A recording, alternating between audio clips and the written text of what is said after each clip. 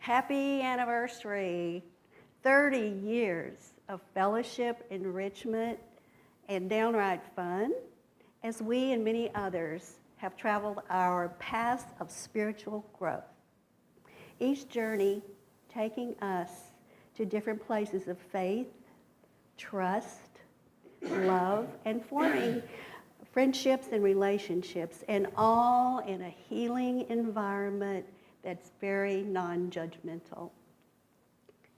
It happened because of a miracle on Alvis Lane, the birth of Unitarian Universalists of New Braunfels. To begin, we dive into the depths of this marvelous adventure, honoring the two trailblazers who started the ball rolling and never gave up. We honor Thea Cheser, our founding mother, and Jan Estes, our dedicated sister, who has untiringly sustained us all for 30 years.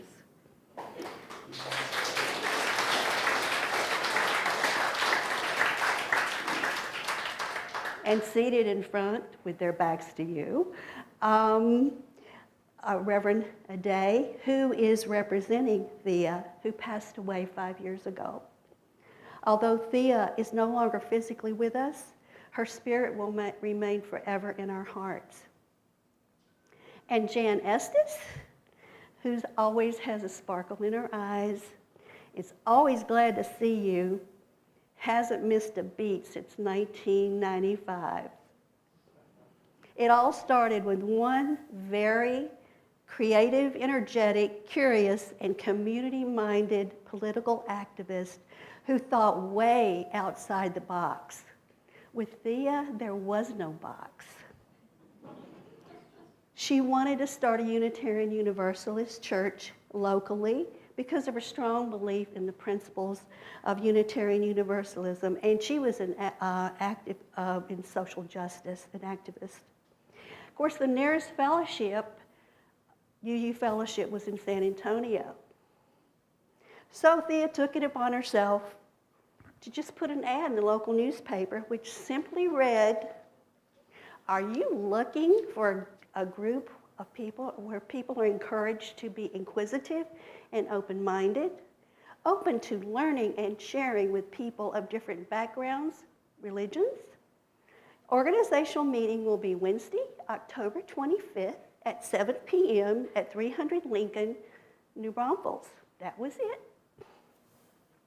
A group of people showed up at Thea's home, and it must have been very intimidating for locals to come to a meeting about a liberal fellowship in such a conservative town as New Braunfels, especially in a private home.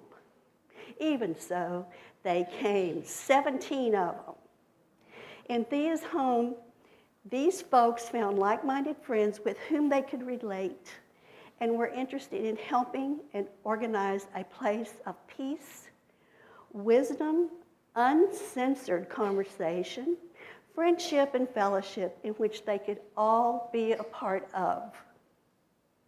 Thea became a rock for them to hold on to. She had a natural ability to make each person in her presence feel appreciated and valued.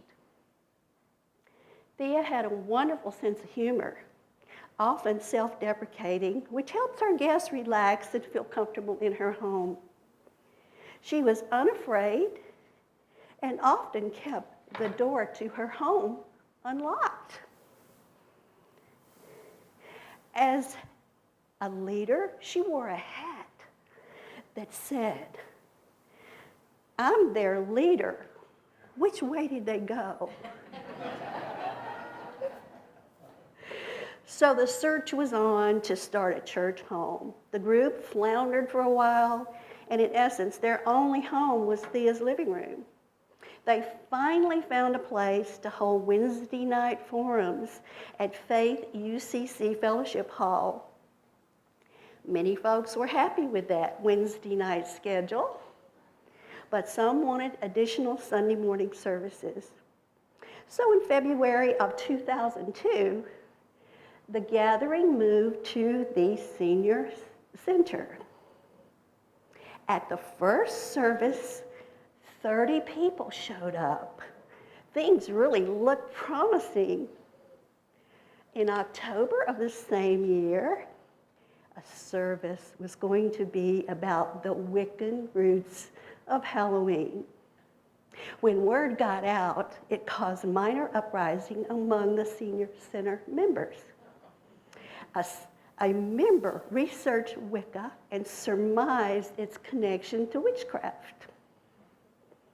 He blew his lid and had a hissy fit. And he threatened the senior center board with revocation of their 501c3 if the service was allowed to go on. An appeal was made to the UUers. Do not present this service. And naturally, the appeal was turned down. The following morning, Sunday morning, when the congregation arrived at the senior center, as they usually did, the entry door was chained and padlocked. One of the slides on the slideshow will show you that door with the lock and the chains on it. Can you imagine what it was like to be locked out of a public building that you're used to meeting in and expressing your friendship with others, with like-minded people, and simply due to someone's unreasonable fear of the horribleness of Halloween and all the fantasies of an unbridled imagination could come up with, the door to free speech was closed at that facility.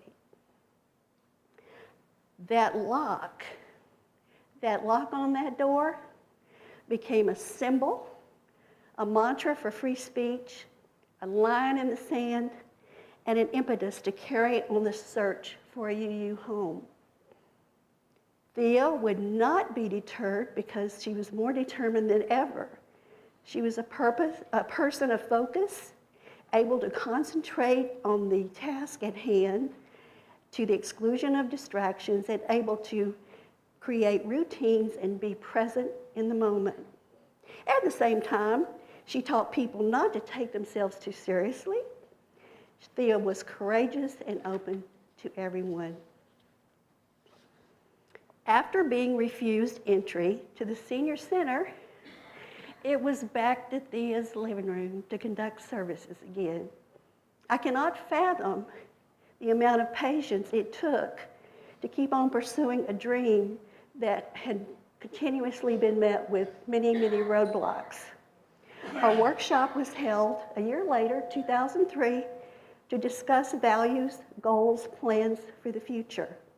Finally, in 2005, the perfect location was found on Alvis Lane, and the acquisition of this property was finalized. The miracle had happened.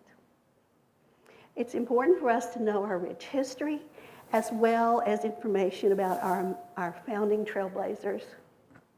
You see, it all started with the dream of one courageous and unapologetic warrior for justice, a lifelong defender of civil rights who never missed an MLK march, a woman who modeled UU principles, who could be seen at various protests around town with her flag and her UU banner.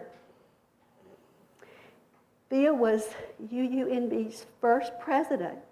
She was also a school teacher, a counselor. She loved sports, and other people's opinions of her were of no concern. And she always chose comfort over fashion.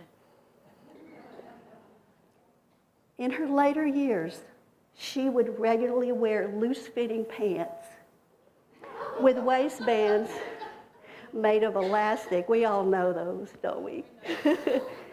Sometimes the elastic might come loose due to the many times in the washer, especially the dryer. There was one occasion where she was giving a presentation and her pants fell down. She just reached down, pulled them up, and went right on talking.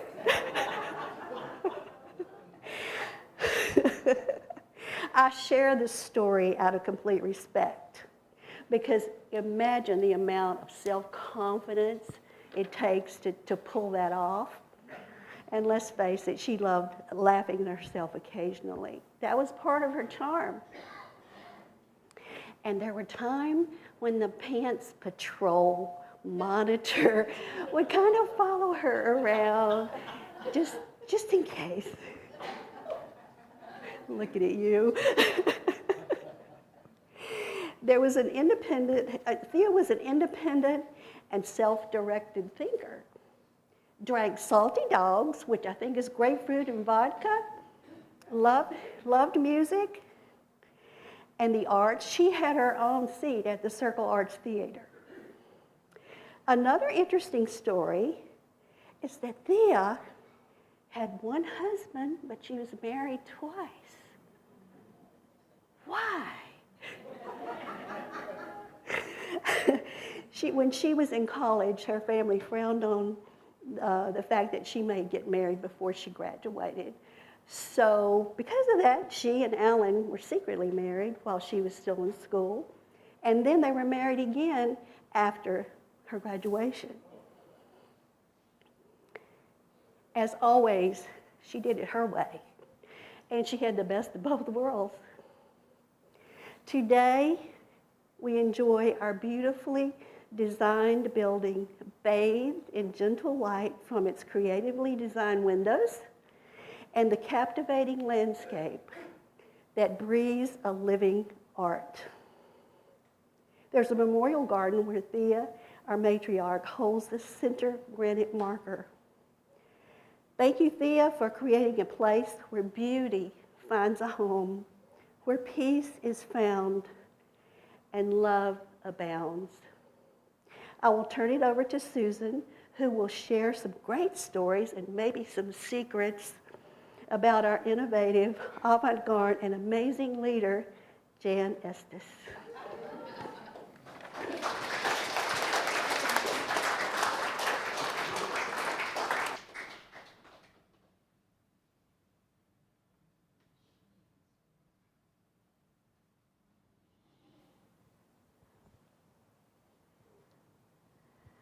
Well, I'm going to turn it over here to talk about Jan. The door of a church takes us down a pathway of growth we might never have expected. It's by Dr. Molly Gordon from UUA. If Thea is our mother, Jan is our aunt. She hails from Strawn, Texas, in Palo Pinto County near Mineral Wells. And Jan said, "It took World War II to get me born." Her father, a Tennessean, was stationed in Mineral Wells at Fort Walters.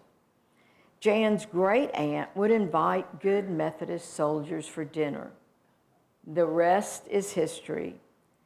Jan's parents moved to Tennessee to continue the family building supply business.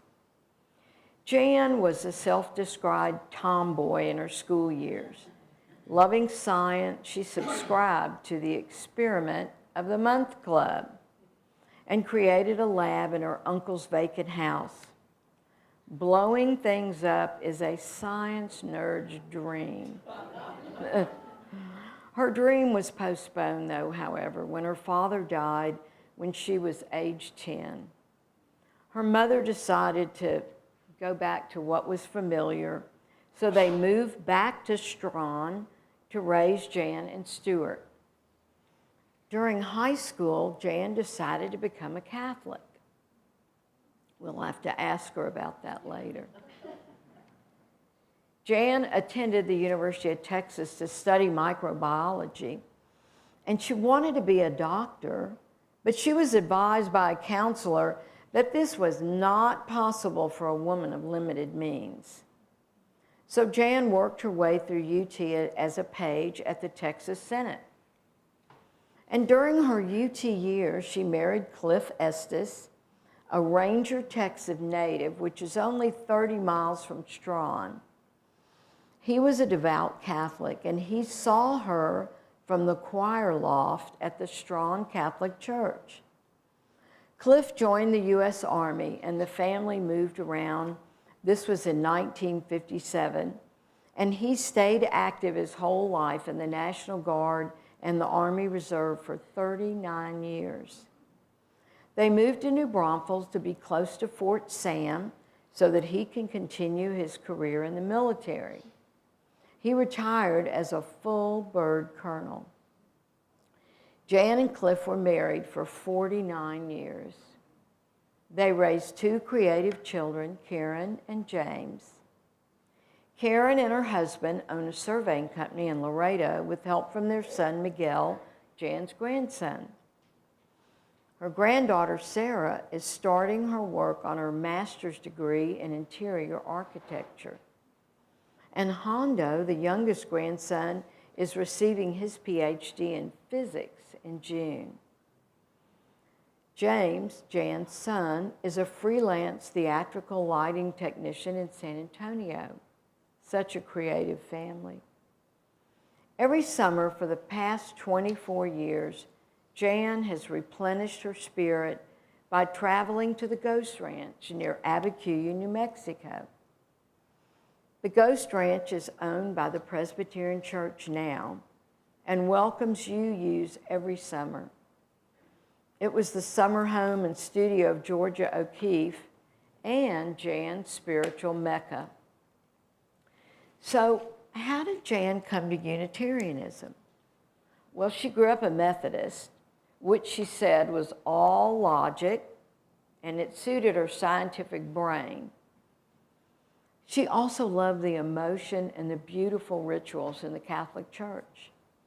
She was longing for a spiritual life where logic and emotion could be married. She went through a long period where she threw off all religion. For 25 years, she said, "I'll never darken the door of a church."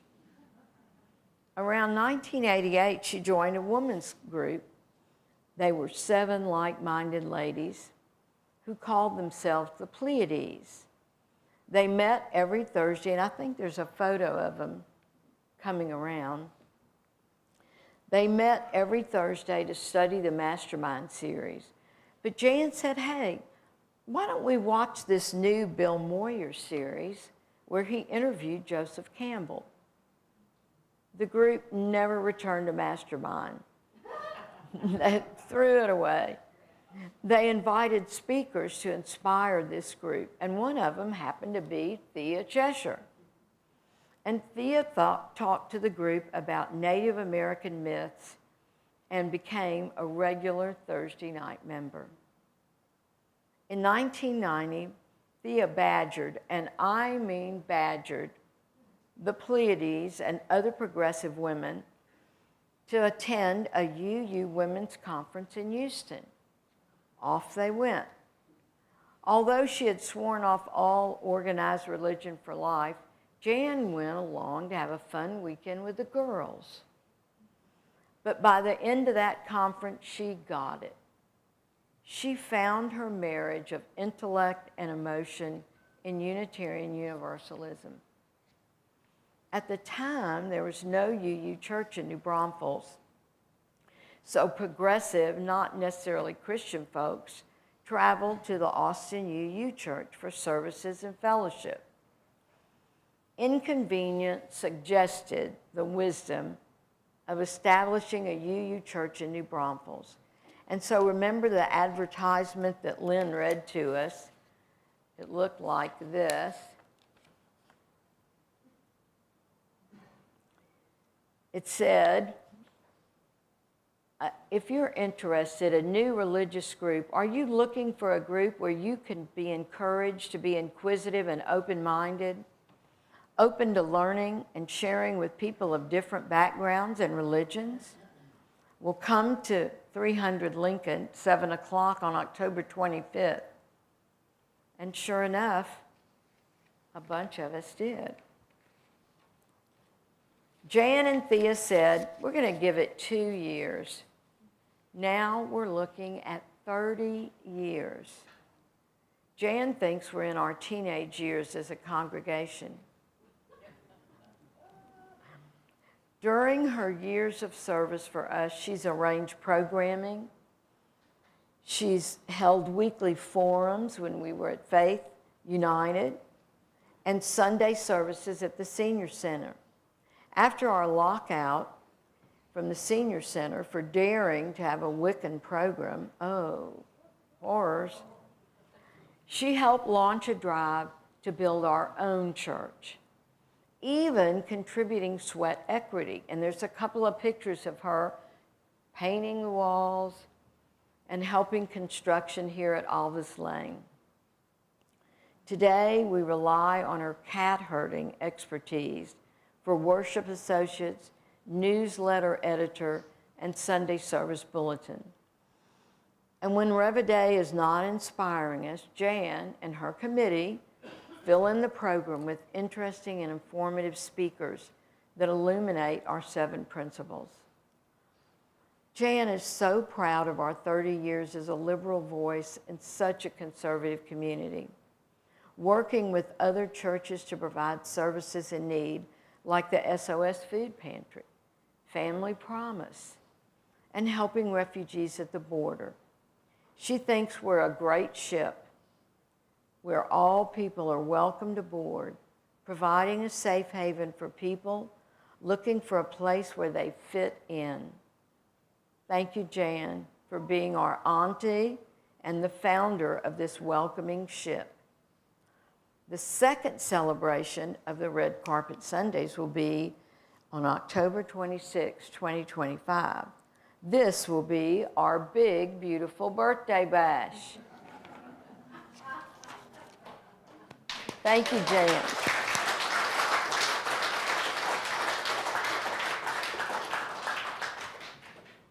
And there's my windiness.